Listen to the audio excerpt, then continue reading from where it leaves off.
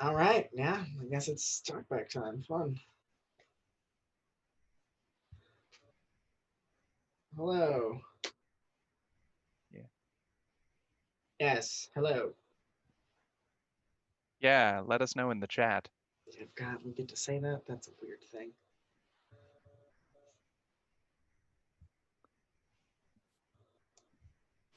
Oh my gosh. Thank you all for coming. Thank you all for spending your Friday night Yes. watching a new play. It's very cool. Thank you. Thank you. Thank you. It's awesome. Yes, I guess we should. I mean, hopefully people can hear us. If not, we'll start over. But I guess we should go around and introduce ourselves. I'm Sam. I introduced myself in the introduction, but I was the director of this show. Hi, I'm Jacob York. I'm the playwright. And Chris Schweitzer and Mackenzie Wilkes both say they can hear us, so we're Fantastic.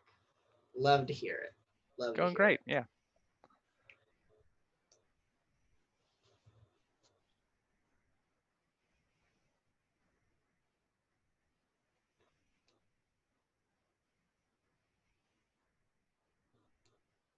Not a problem. Okay.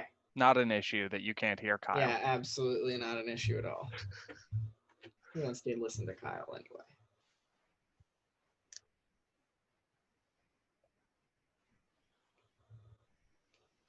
Trained professionals, y'all. Trained professionals. Super. No, absolutely. Yeah. Drew Pate said super intense and loved it. Thank you very much. Thank you. A bit of dip said, I bet Kyle's on Discord. I'm just trying to well, whenever I do streams, which I don't ever do, but I will sometimes go on a friend's stream, I will just try and be on chat duty, talking to the people in chat. So I'm very used to this. Makes sense. So Jacob, right before we went live here, you and I were talking very briefly about how you felt about this overall thing, considering that you sort of were forced to go pretty hands off pretty early on in the process as far as all things were considered. Yeah, I am one thing that I try and do with everything that I write is I try and be precious only about the stuff that I absolutely can afford to be precious for. Most of the time, I'm trying to think about that if I ever become like a wildly successful playwright, then I try and think about that community theater in Montana that will never end up talking to me, but that might produce my play someday. And just realize that, they're going to do stuff that is not my intention. So I try always with every director to be as hands off as I possibly can, unless I just absolutely have to mention something. And Sam, you and I worked together on the Best of Nashville Indeed, we did. initiative. So you and I have a working relationship, and I knew that I could trust you. Well, I appreciate that. I'm glad that you trust me with your new works. I'm very honored. I'm gonna hope people can hear me now. So I'm gonna ask a question from the chat, and if they can't hear me, they'll let me know in the chat, and Sam or Jacob can repeat the question. Sure. Hannah Dewey Let us know if you can hear Kyle. Hannah Dewey wants to know, how did the Artistic Council choose this show, and how easily did it translate to the digital space? Number one, it appears that they can hear you. Yes. And how did this play get chosen? I think that's a question for y'all. Go for it. Yeah, I'll tackle that one first. I think it's pretty easy. Yeah, no. I bugged you. The short answer is a few months, like early on into this whole quarantine, stay at home thing. Jacob sent us an email and said, "Hey, I liked working with y'all on an initiative. I have a new work. Would y'all want to read it?" And then we read it, and then it went on longer than intended. So we said, "Hey, Jacob, would you let us actually make this into a thing? Yeah, we looked at it and it could fit with what we do. We focus almost primarily on new work. Almost every show we do is a developmental reading or developmental work or world premiere of some type. So it fit that really, really well. And as Jacob and Sam have alluded to, we've worked together before and we've worked together well in the past. I've known Jacob a little longer than Sam has. We met on a show at the Nashville Repertory Theater. And so it kind of just fit in really, really well. As far as translating to a digital aspect, I think pretty early on, Sam and I were looking at it and went, well, if we're going to stream it, it's called Twitch. If it's not on Twitch, it would be pretty dumb. Yeah, that would be a missed opportunity. Which, if I may, I want to make it abundantly clear that the name of the show is in no way in reference to the live streaming. It is in no way, even remotely, in a legal manner, a reference to to the streaming platform that we are currently on right now. I just want to make that super duper clear. And as far as the design aspect, Sam and I looked at it. I mean, the content matter being about a non-related Twitch service that we're not talking about, that we're on. And all the video game content just lended itself really, really well to using that as a unifying design throughout the entire piece. It kind of gave us something to put it on instead of just boxes on a black background. It gave us something to work with from an aesthetic standpoint and thematic standpoint to kind of tie the whole idea together. Yeah, indeed. It gave us a really solid base to start building what the show would look like. But yeah, it in Jacob's actual script, a lot of the stuff that we represented either through sort of pop-ups on the screen or the smaller window that was primarily on the right side of the screen would be utilized in either some sort of video screen or projections if this was done for real. So it just gave us a really good opportunity to go, hey, why don't we just turn that projection space into a particular portion of the Twitch stream that we're creating? I guess and this kind of relates into Mackenzie Wilkes' question. She asked, assuming that it wasn't written entirely for streaming on Twitch, which it wasn't, how would you see the more digital aspects of the show happening on stage? So I'll let Jacob talk about that since he has all that written in the script. Sure, absolutely. And I just want to take a second really quickly.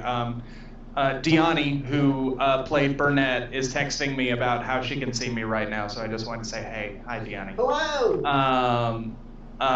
It's the part's written for her. By the way, I wrote it with her in mind. She's incredible. Isn't she good, y'all? She's fantastic. So the way that I have it conceptualized right now is that essentially it would be in a, I see it in a proscenium set, where you would have along the top a video screen, and only later at the end would you realize that the entire thing was either video screen or projection, so that when the pop-up happens at the very end, it is overwhelming is the hope. But yeah, most everything would, and I've had different versions of this script where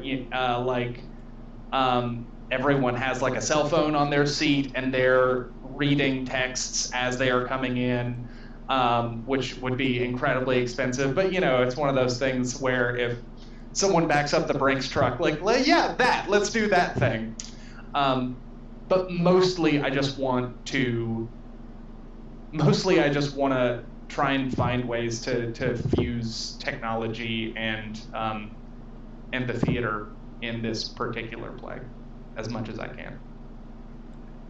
Yeah, that was a fun thing for us to work on too, and for a little behind the scenes talk is a lot of what Sam and I and other theater artists have talked about is how, and this was a great opportunity to show this, but how this kind of thing, or this kind of presentation of theater can work, and this integration of technology or I guess accessibility is extremely interesting and extremely, I think, relevant right now, to let people have access to theater who might not be able to get to it because of where it's located, or just time, or just the money for travel, or whatever it is.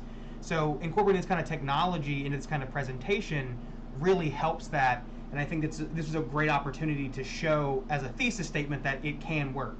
If you haven't seen Circle Jerk, go check that out.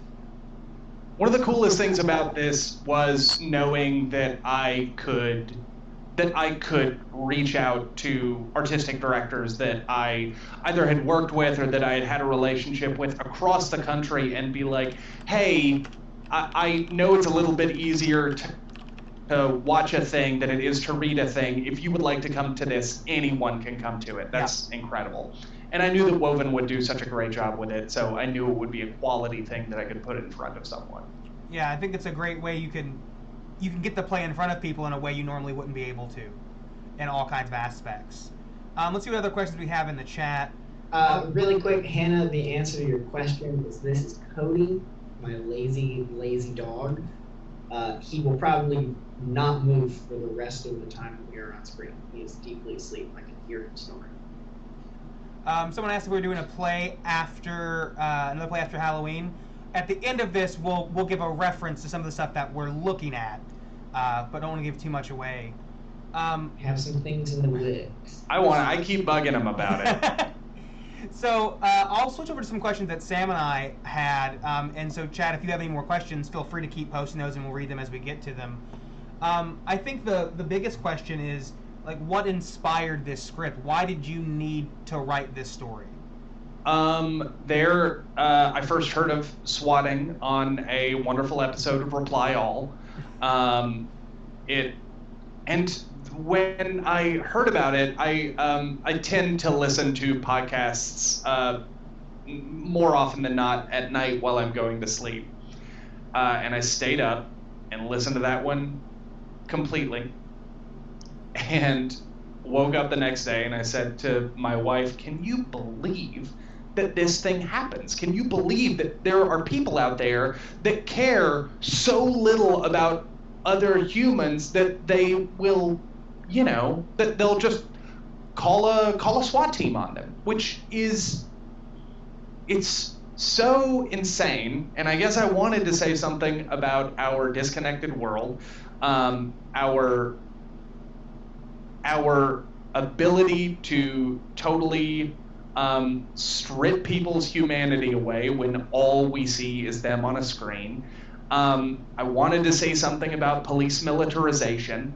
I wanted to say something about, or I guess also I wanted to ask the question of, like, we do everything that we can to, I guess humanity, society, hopefully does what they can to try and make sure that the right people get punished for the right crimes. And people have been saying, it's exactly what KG says, people have been saying to me my entire life that guns don't kill people, people kill people. Unless the right people kill someone, and then it is not their fault. It's someone else's fault. It's gotta be.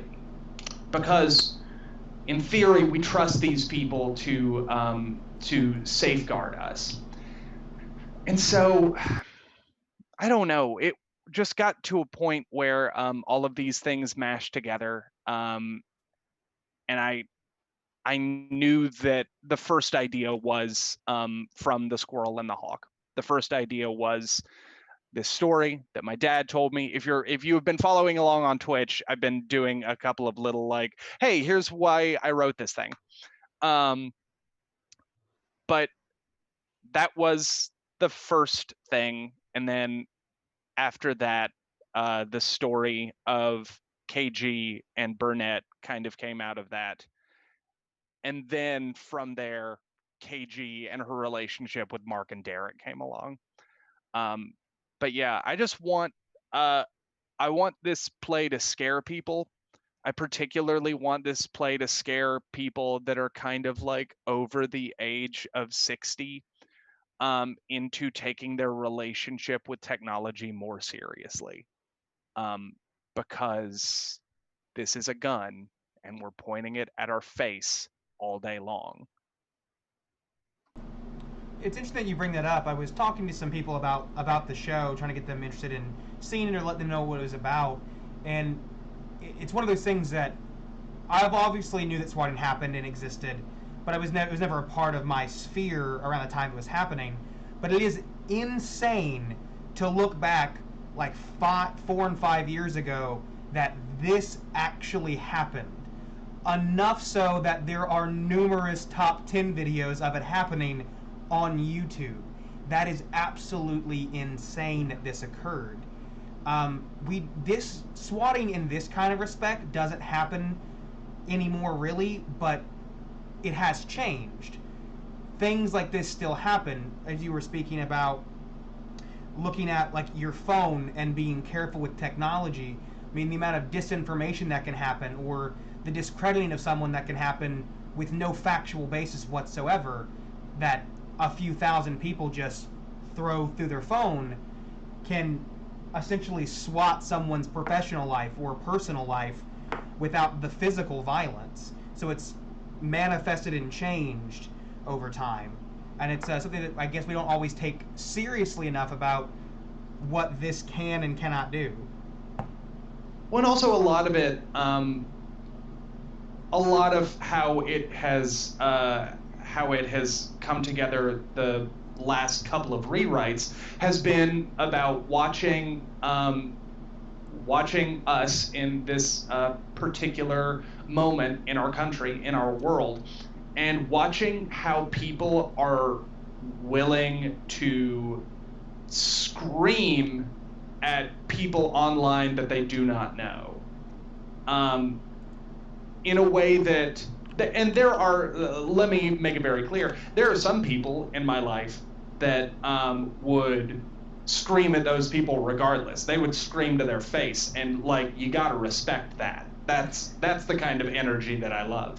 But we just start to be so disconnected from each other that I've had multiple times where, you know, a relative of mine will stumble into a Facebook conversation and I will have to gently guide them out and be like, you don't listen, you don't want to be here. This is my party and you just showed up at my party and are yelling a bunch of wild ass shit and you gotta go right now.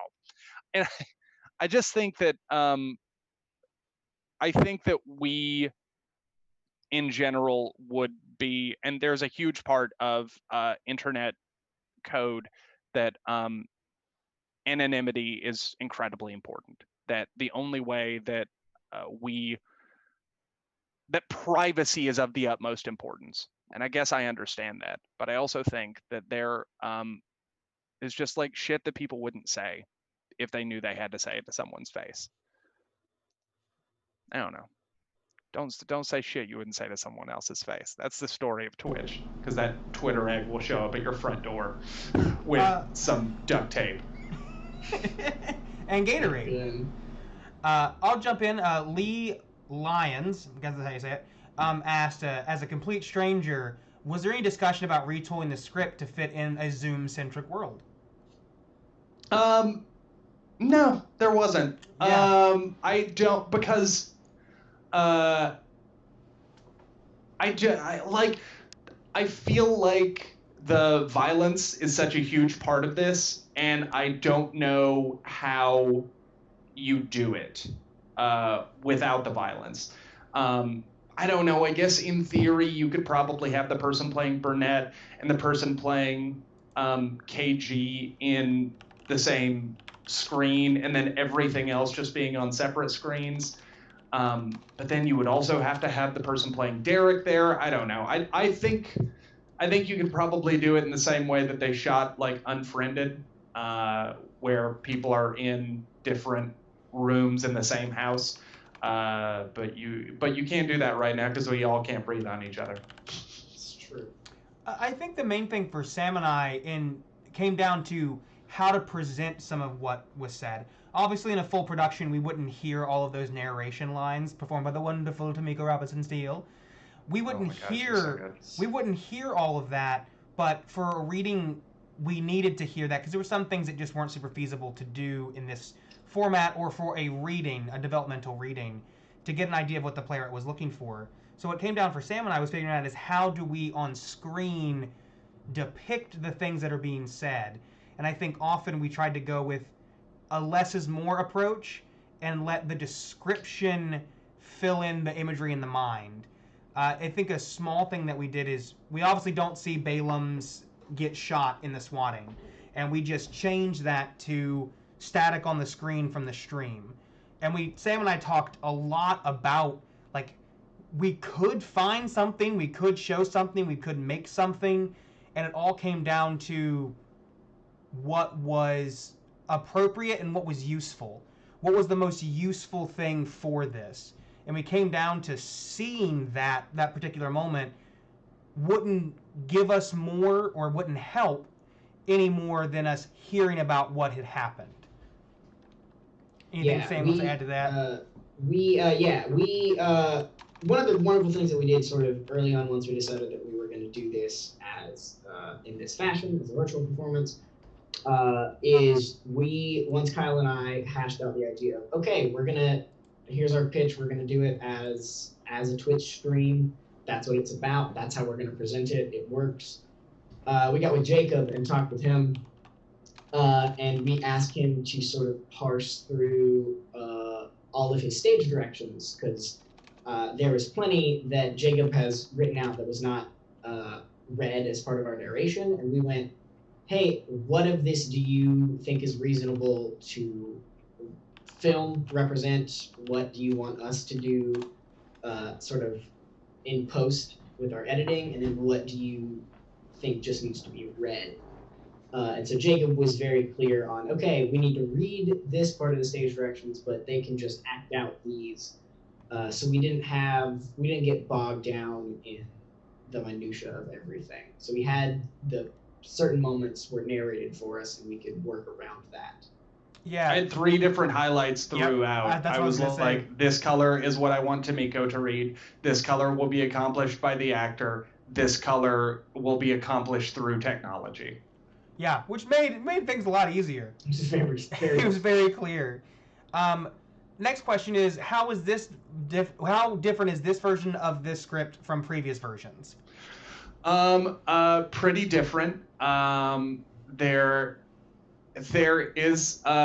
an ending where and it's all the ending. The ending has changed several times.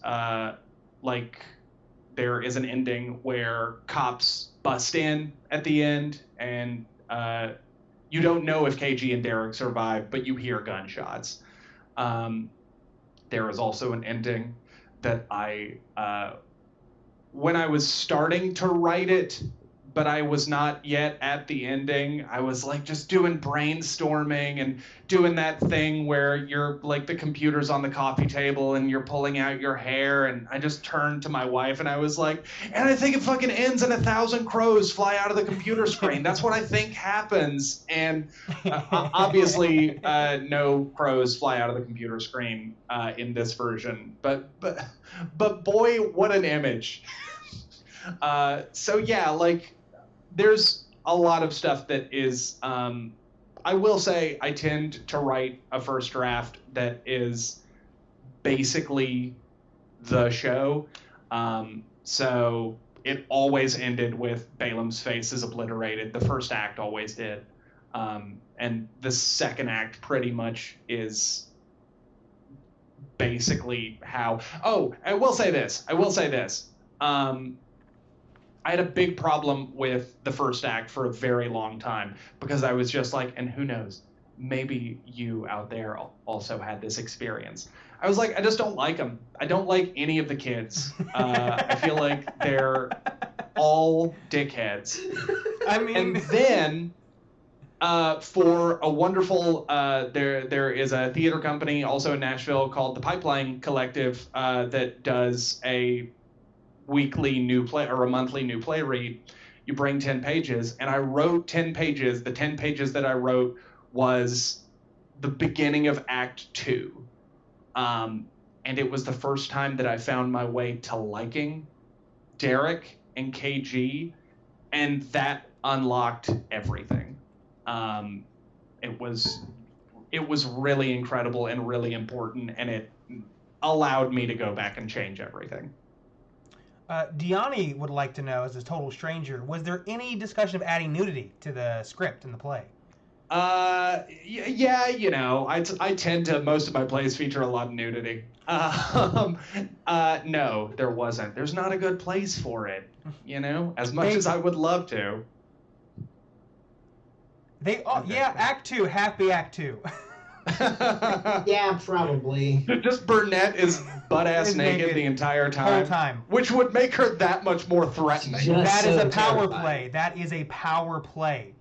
A bit of Dib wants to know, did we discuss using any props during the stream, or did we think that would come off as hokey or distracting? Well, I was gonna say, yeah, we did have that discussion. We decided that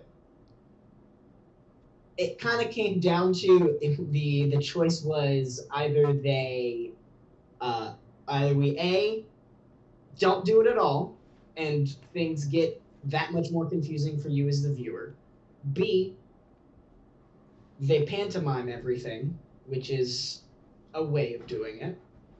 Or C, we just have them have like a glass on hand, and Derek and Mark have like an Xbox controller, and then everybody has their phone in front of them, because why wouldn't you?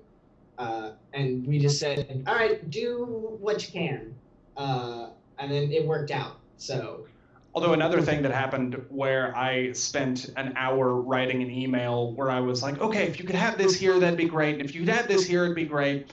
And then something happened and I lost that email. So I was just like, screw it. I don't care. Just do what you can. Yeah. I think the prompts we ended up using, when I really think about the script, were the ones that were the most, I guess, visceral, that you need to see in the hand. Like everything else, you can kind of fill in the blanks. You don't need to see Derek picking up the arm of the chair and it breaking off. But I think the controllers and the phones and the drinking, especially for Act 1, needed to be a part of that, so you could so it was clear what was happening and it was influencing what was going on. Next question is from Schweizer Comics. Do you know Deani, or when you said the part was written for her, or did you just know her as an audience member? Oh boy, I am so excited that I get to talk about one of my best friends in the entire world. The question is, did y'all work on a previous project together, or were you just familiar with her work as an audience person? I have known, Deani is one of my best friends. I have known her for so long. I was in a show with her at the Alliance called Middle School the Musical. And sounds like an Alliance show. Oh man. I have been banging the drum for years about how she is one of the best actors in Atlanta. And then finally Atlanta caught up to me, started casting her and shit. She is, I say this fully aware that it might be like, well, of course you'd say that. You just said she was one of your best friends. I am such an incredible fan of her work. When she auditioned for Homers, which was my first world premiere at Georgia Ensemble Theater, I'm trying to decide if I can tell this story. I don't think I can tell this story. I don't think I can. But she was in Homers, my first world premiere at Georgia Ensemble Theater. I wrote, obviously this with her in mind, but in Initiative, I also wrote, there is a character, Sky, who I have said is about 30% one friend and then 20% another friend, and then the rest of it is Diani. So yeah, Diani is someone that every time I get the opportunity to work with her, I consider myself so incredibly fortunate. She is great. She is a very bad friend. She is very mean to me and yells at me a lot, and I don't appreciate it, but she is a wonderful actor and I love her very much.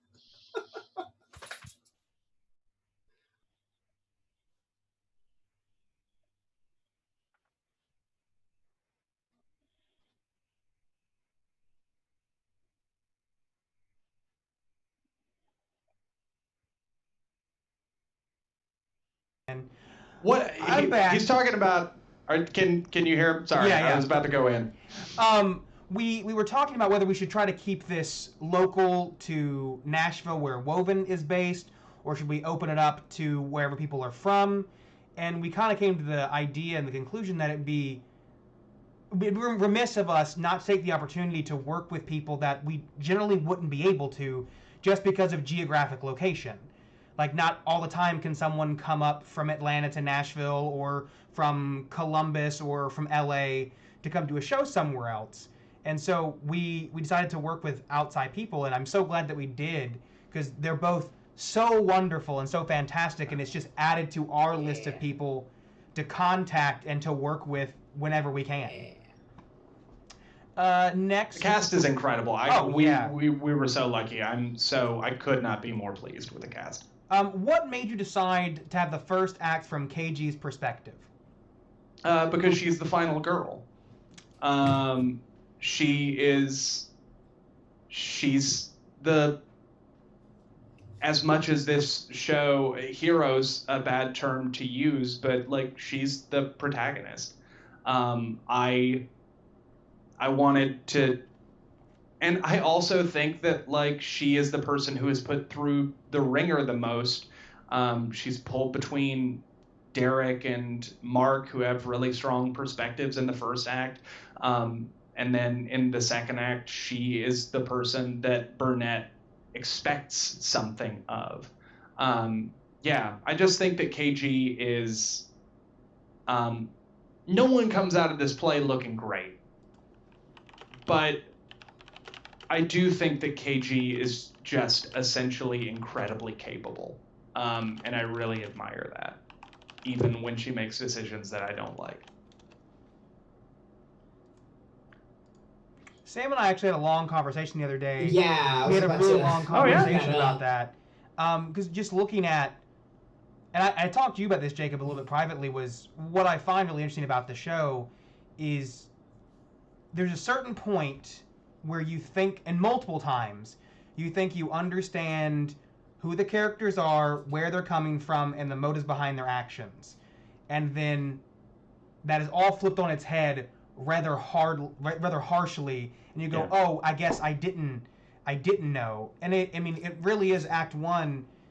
If you don't watch Act 2, you could take Act 1 as gospel fact, because it's presented as such. It's presented as gospel truth. But you learn throughout Act 2 that KG is a bit of an unreliable narrator who has morphed the story into, and this is from my perspective, either to keep the lie or has morphed in her mind the events at least enough to believe that maybe things happened a little bit differently. They were drunk, they were high, and they were teenagers, and a traumatic event happened. So memory is unreliable there to begin with. So I love that little shift in Act 2 where you go, I guess I didn't know why these people did what they did, or what they did, or how they did it. I thought I did, but I didn't actually know. Yeah, it's and that is coming into this, I think that I've said it to y'all that if what is most likely to change in this is the ending, that it may be, it would not shock me at all if I came back to this script in a year and it had a completely different ending. Because I don't want the audience to walk out of this feeling like I just like I pulled the rug out from under them just to do it. That is a grave concern of mine, which, you know, I know that it's been covered in everything that goes out, but, you know, this is very much a work in progress. This is something that the reason that this is happening is because I need to hear it out loud. I need to know how people respond to it. So yeah, I do think that KG's a liar, but I think that is sort of like the least of all of their sins. Sure. Yeah. I'm looking for any more questions. I'll let the chat know. So we're gonna wrap up here soon. So any last questions? Yeah, I've got one for Yeah. Yeah. So Kyle and I talked a bit about this the other night when we were finalizing the edit for this. But along that same vein of the reveal that what we see in Act 1 is not necessarily how things happened and what was said by whom. Do you think that the reveal in Act 2 about Derek and his level of involvement in this activity sort of takes the legs out from under his Act 1 arguments? I can understand why someone would say that. Absolutely. For me, the way that I have always imagined it is that so many of those arguments have happened, but those arguments happen after the fact. Those arguments happen after he was like, you said that nothing was going to happen. Something has obviously happened. I cannot believe that you talked me into this. And I also think that there is an aspect of just trying to like go along to get along, just trying to not rock the boat and do whatever I can to get through a potentially difficult situation. And the other thing that I keep coming back to is like, he's a kid, like the youngest. And it's different with Steven having a full beard and everything. But the discussion that I continue having is that particularly KG and Mark are, you know, I deal with college students a lot, and I try and not talk down. I try and not be like, oh, college kids. Because that is how I think of. I think of Mark and KG and Derek all as the kids in the show, even though they are, you know, Mark's an adult. KG is an adult by the end of it. But Derek's a kid. Derek is actively a kid. So I totally understand where that comes from. I think that my opposition to that is, I think that all of those arguments can still happen. Mm-hmm. They just happened probably in a different order. And for me, it always looked to, from the beginning of his arrival in Act 1, he's being pressured into doing things he didn't want to do to begin with. Yeah. And it's, at least to me, it feels like there's a bit of a crush and a tension between KG and Derek anyways. And when you're 16 years old, you know, you'll do a lot of things for the person that you like, even if you might be remiss about doing it or not feel good about doing it. Especially if it's her idea. Yeah, especially if it's her idea. Yeah. I'll get through these last few questions and then we'll wrap this up. Deani wants to know, what's an alternative ending you all want to investigate? Mine is that Burnett lives and is now the president of the university. That's the ending I want. So if you want to take that down as a note, I know, if you'd like. You know, I will say in every single version of this, Burnett died. I know that Burnett has to die, but if this was a movie instead of a play, Burnett would 100% live, because Burnett is, I think, and particularly with Deani's performance, I just think that Burnett is an incredibly effective monster. Oh, she's terrifying. Yeah. Yeah, just true Westus.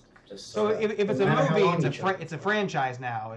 It's Twitch 7, and Burnett comes back. Twitch 3. She's just going and causing pain to live streamers all across the world. That's her whole monster. Yeah. Someone else wants to know, was there any inspirations for Black Mirror? I'm gonna guess from Black Mirror. I guess it'd be more for you, Jacob. Black Mirror was an inspiration in that I love Black Mirror. I think it's a wonderful show. I think that their sense of technological paranoia is absolutely something that is in this script. But by and large, no. But it's my favorite show of the decade, you know? Very good. I love it. Schweizer Comics wants to know, is Mark has mentioned being in the closet at the end. Is he dead? And if so, did we consider a horror movie Mark reveal? Mark is dead. Oh, Mark's very dead. Yeah, Mark is dead. And that is one of those things that as wonderful as this is, I miss a stage, because like that in the very first bunch of stage directions, I mentioned the closet, and then I never mention it again. And there is going to be, hopefully someday this play happens, and there will be a physical space where there is a closet that never opens, entirely so that Burnett can point at that closet and say, "You be in there with your buddy Mark." Like, I just think that closed door is so much scarier than showing the body would be. I agree. Yeah. Yeah. But yeah, it's. I think, I don't know. I do think it's a horror play, but I think that you could probably make an argument for it being a thriller, and I feel like that's a thriller move. So. No, I think so, and I do think it is a horror play. I mean, horror as a genre has come so far that it doesn't have to be some magical monster that murders teenagers anymore. That's not necessarily what horror is, and I would say most horror movies now, there's a thriller element to it, and I think this one definitely falls in that psychological thriller genre, because we're constantly trying to figure out what actually happened. We don't really know until the last quarter of Act 2 what really happened, and we still don't have all the details, but we have enough to put it together. So I think it definitely falls into that. I don't think there's any more questions from chat. Does anyone have anything else they want to say? Jacob, any questions you want to ask of anyone real quick? No, if you had thoughts, if you had opinions, like, feel free to reach out to me. I'm available. You can find me at jcobster on Twitter, at jcobster, JKOBBSTER on Instagram. You can holler at me via my my Facebook page on I've got like an actor page on Facebook. If you want to have a conversation, or if you have questions or anything like that, just feel free to give me a holler. And if you send anything through us, we'll also make sure Jacob gets it.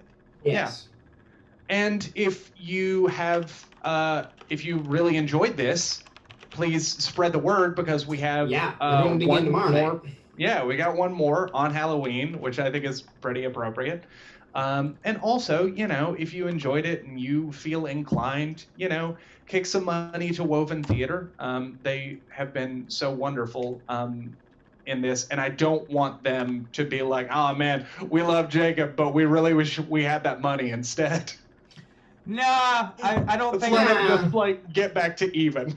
I don't think any of us got into this for the flowing dollar bills. Yep, yeah. That's. I don't think that's why we're here. No. Or I don't think we would be. We would love the support and love the donation. The donations help that we can keep making things like this, pushing to different art forms, pushing into different styles, and most of all, it helps make sure that we can pay the artists that we work with. Yeah, one of our big things that we really believe in here at Woven Theater, and it's part of the reason why was part of the founding ideas when Kyle and I started this thing a number of years ago, was the idea of just because it's small stage theater or they're young artists or whatever doesn't mean they shouldn't be compensated for their work and their art. So we wholeheartedly believe in paying everybody who works on productions with us. So that is really where any donations you would give go. They go immediately back out to the artists that we collaborate with. So anything. And one other thing that is just for me, just selfish Jacob. If you enjoyed the play, and if you're on New Play Exchange, look me up on New Play Exchange. Write a recommendation for Twitch. If you've seen any of the other stuff, write recommendations for it too. I don't have basically any recommendations, and it makes me feel in my head about it. Yes, go recommend Jacob. His words are wonderful, and we really like having people say them for us. Yeah, it's pretty cool to have people say his words that he wrote down on paper. Yeah. I love it. Tim's gonna write you a rec. Thanks. I think that's it. I'm glad everyone could join us. Thank you so much for being here. Thanks for sticking around. Oh my gosh. This part of the developmental process is so important, not just for the play, but for us as artists and creators to know what works or what doesn't or what we could do better. And so your feedback and your viewership means more than I think you'll ever know to what it is that we're doing and trying to create. So thank you so much. Please spread this around. If you go to woventheater.org, you can click on Twitch there, go to current season. All the links are there. Our Facebook has them. Share it with everyone. We want to get as many people's eyes in front of this as possible. So we're going to stream tomorrow night at 7:30 Central Time as well. And then we're going to release on November 1st. We're going to leave the play up for 1 week afterwards in case you want to watch it back, or new people that couldn't get in to see it, or just want to see something again. We're going to leave it up for a week for everyone to see. So get the word out, and get people here to watch tomorrow and watch it next week. So with all of that, I think I'm gonna make this all go away and tell everyone to have a wonderful, wonderful evening. So thank you all so much for watching. Goodbye. Good night, all.